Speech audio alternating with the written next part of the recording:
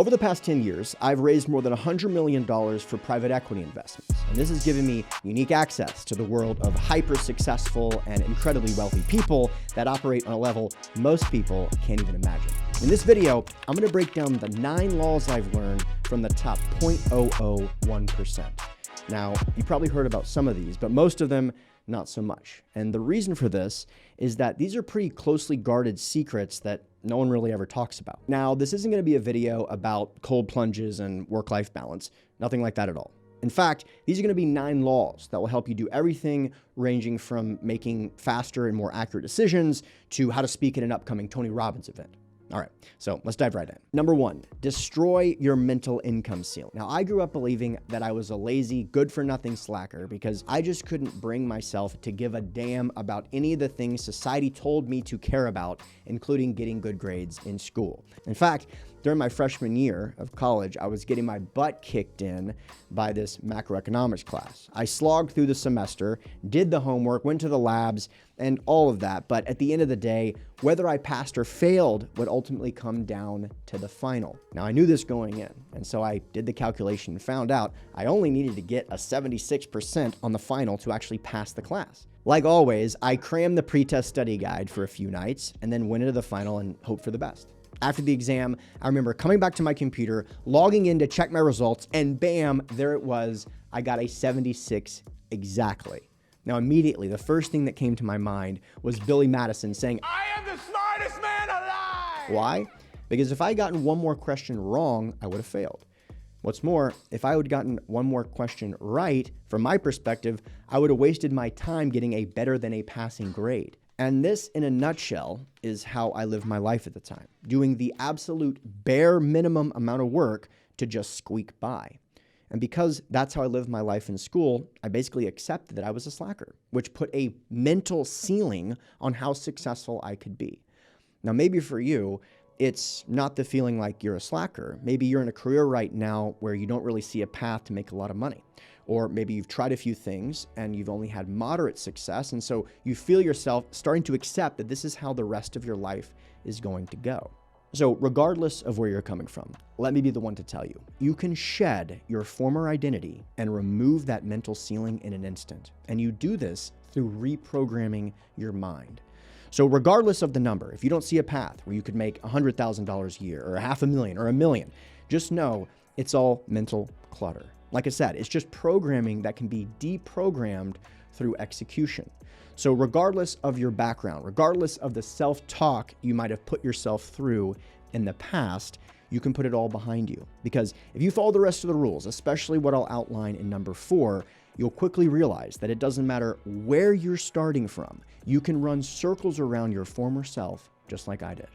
Number 2, reduce decision latency. Let's say we divide up into 2 groups to see who can complete a project in a given timeline. Team A is filled with people that need about an hour to come up with a solution to most problems. Team B is filled with a group of people that need about 5 hours to come up with a solution, but they'll probably be more thoughtful than Team A. Which team would you want to be on? Well, in 2018, the Standish Group put out a report on the topic of decision latency, which is the lag between identifying a problem and making a final decision on how to solve it. In the report, they found that the number 1 way to increase the likelihood of success in a given project is to simply reduce the amount of decision latency. This is the underlying theme of decision latency theory, which suggests that the speed at which decisions are made are actually more valuable than the quality of the decisions themselves. Now, I know that there's a lot of perfectionists out there that are watching this and already thinking about all the kinds of projects that you simply can't make a mistake on, which will encourage you to go slower. But in the game of money, whoever is faster wins, and the data backs this up. In the study, they found that the group that took 5 hours to make a decision only successfully completed the project 18% of the time, while the other group that only took 1 hour to make a decision completed the project 58% of the time, making them 3 times more likely to be successful. In the game of money, speed is your friend. Number 3, get in the weeds or die. In 2007, Tim Ferriss put out a book called The 4-Hour Workweek, and it has ruined a lot of people's perspectives on making money. After reading the book, Many people think you can just go out, create a business, hire some inexpensive overseas talent, and go to the beach and get rich. And nothing can be further from the truth. Now, for context, I took our coaching business for entrepreneurs from 0 to 10 million in revenue in 31 months. And that business has 35 team members. And trust me, I'm still in the weeds. I'm listening to sales calls. I'm checking our funnels. I'm writing our ads. I'm the one that wrote this video you're watching right now. Effectively, I'm the Steve Jobs of my business. The idea that someone could compete with me without being involved in the day-to-day is a complete lie.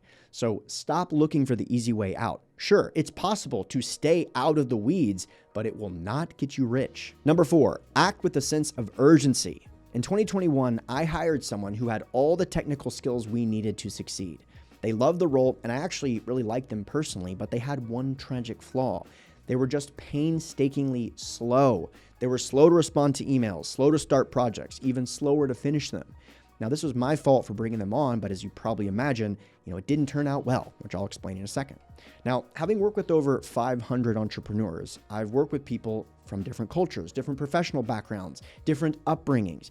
And if there was one thing I could say they all had in common, is they all acted with a massive sense of urgency. Specifically, the speed at which you respond, the speed at which you start projects and finish them, all tell a story about your urgency about accomplishing your goals and the rate at which you'll grow. So unfortunately, this person I hired just didn't act with that sense of urgency. I'd ask him to do something on a Monday and he'd be like, okay, cool. Let me get this back to you by Friday. And I'd be like, no, we need this by the end of the day. So act accordingly. And eventually I had to just let him go because it just wasn't there and he stuck out like a sore thumb because of it. So regardless, if you are a business owner or an employee, increasing your sense of urgency will increase the amount of money that you make. It will also increase the rate at which you grow and succeed. So make sure to be an end of the day kind of person, not an end of the week kind of person. Number 5, respect the ultimate 4-letter word. If there's one thing all the wealthiest people understand, it's respecting the 4-letter word. And of course, I'm talking about debt. Debt can burn up your cash flow, set your balance sheet on fire, and send you straight to bankruptcy. In fact, I'm sure you've heard a story about someone making really good money, then they make one wrong move with debt, and poof, their success is gone. And I don't want you to go that route. Now, on the other hand, debt can supercharge your net worth, multiply your money. It can help you make your 10-year goals 3-year goals. So I don't want you to be playing the game so conservatively that you're not maximizing your opportunities because, as you probably know, that's not what any of the top 0.001% do. So how do we avoid the horror stories we've all heard about while still leveraging up when the time is right? It's all about the details. If you're going to be borrowing money, especially for a business initiative, be very careful to consider any of the terms associated with the potential loan. How bad can things get before you have trouble paying back the loan? Will the lender give you flexibility if something goes wrong? Is the interest rate fixed or adjustable? Is there a personal guarantee? These are just a couple of things I want you to consider before taking on any debt. Now, for context, longer-term fixed rate debt without a personal guarantee is a much more conservative way to play the game. And if you can make the numbers work with terms like that, it might not be a bad idea to take on debt. But be careful. Debt is called a double-edged sword for a reason. Number 6, empty calendar equals stay broke. When I got out of college, no one would hire me. And if I'm being honest about this, the reason was that I had no skills. I had plenty of time, sure, but my time wasn't really an asset to anyone, at least not yet. Here's why. Here's a chart of someone as they work their way through their money-making journey. They start with no valuable skills and plenty of time. And if they work hard, they develop their skills. And because of that, they want to be hyper efficient with their time because their time is valuable to other people.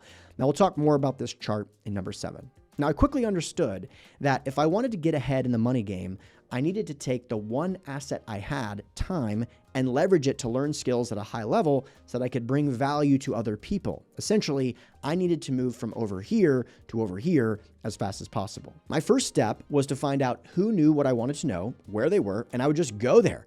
This is what led me to go to 3 to 5 real estate events each week for over a year. This means driving around in LA traffic, showing up early, meeting the hosts, getting business cards, setting up meetings, following up. This was extremely time consuming, but keep in mind, my time had no real value back then. But it allowed me to get in reps, start building relationships, which would later catapult me to where I am today. So if you're looking at your calendar right now and it's either empty or it's filled with things that deep down you know aren't going to get you to the next level, the first thing you need to do is do something. Stop overthinking it. Don't worry about efficiency at first. Just fill up your calendar with activities that are related to acquiring more skills and getting you to the next level. Networking events, coaching programs, masterminds, YouTube videos, whatever it takes to keep your calendar full. Now, if you follow this law with a high level of intensity, you'll quickly acquire skills that other people need. And then you can start thinking about how to be more efficient with your time.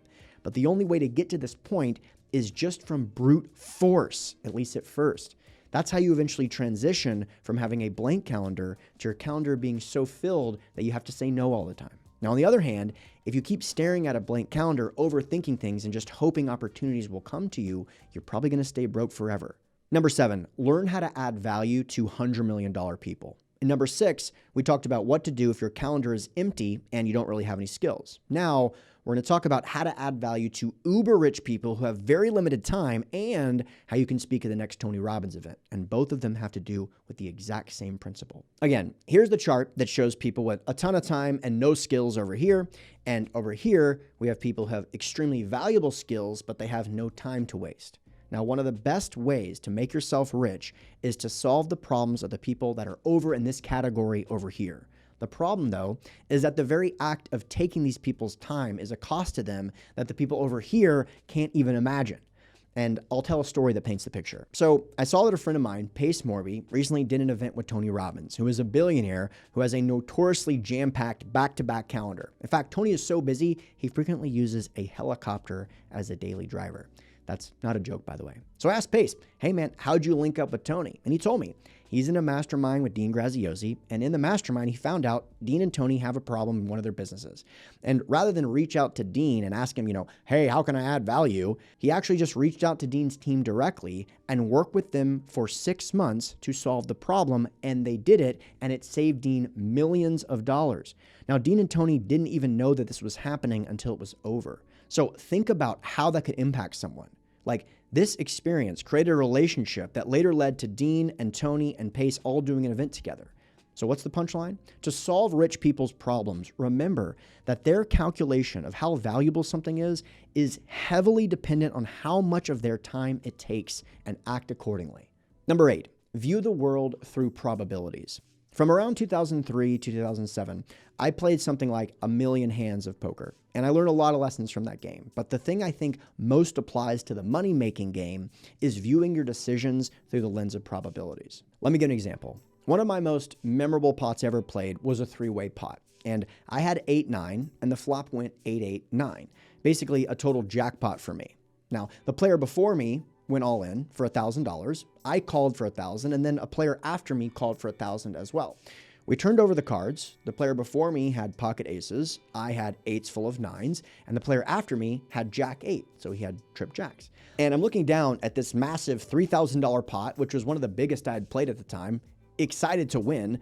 And then the turn comes a 2, and then the river comes a jack, making the player to my left have a slightly better hand than me.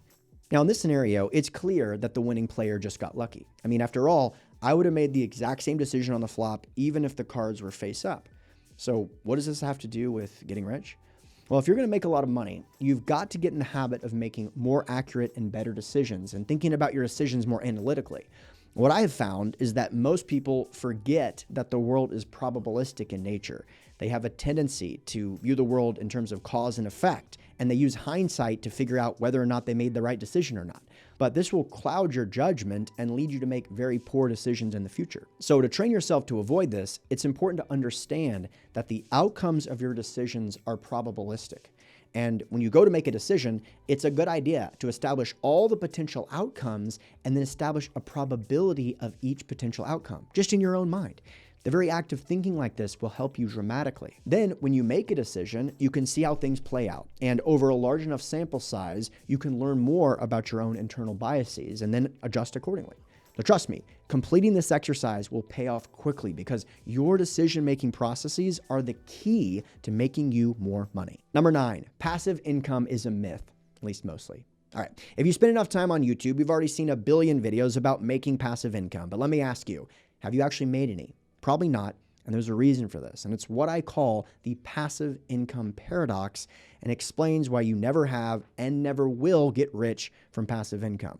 Here's the truth. Making a ton of money from owning vending machines, to writing an ebook, to faceless YouTube accounts, to algorithmic trading strategies that print money while you sleep, it's all a myth. But you've probably already figured that out by now. Now, there is a way to generate serious, and I mean 7 and 8 figures of purely passive income, but there's a big problem. If you can do it, you won't, which is why it's called a paradox, and I'll explain. Over the course of my career, I've been able to hang out with some absolute rock stars in the money-making game. Guys like Tom Bilyeu, who sold Quest for more than $1 billion, and this person here who asked to remain private, but they own 38,000 apartment units, which is just insane. And I can go on and on. These are people that have created businesses that spit off so much money that they don't even know what to do. If they wanted to, they could go to the Maldives and just cash checks, but they don't. Why? Because in order to build a business like these people have built, you have to be obsessed with this game.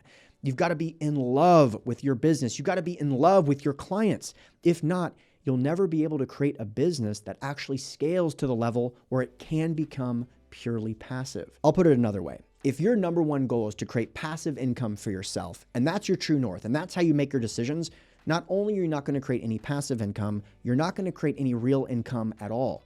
On the other hand, if you want to build something that's so incredible it spits off 7 and 8 figures purely passively, you've got to stop focusing on your wants and needs and start focusing on adding value to other people's lives. And if you really fall in love with that process, you might generate a ton of revenue, but you'll never want to stop. That's the passive income paradox. Those are the 9 laws of the top 0.001%. If you want to hear my honest advice to anyone who wants to be financially free, just click the video on your screen and I'll see you over there.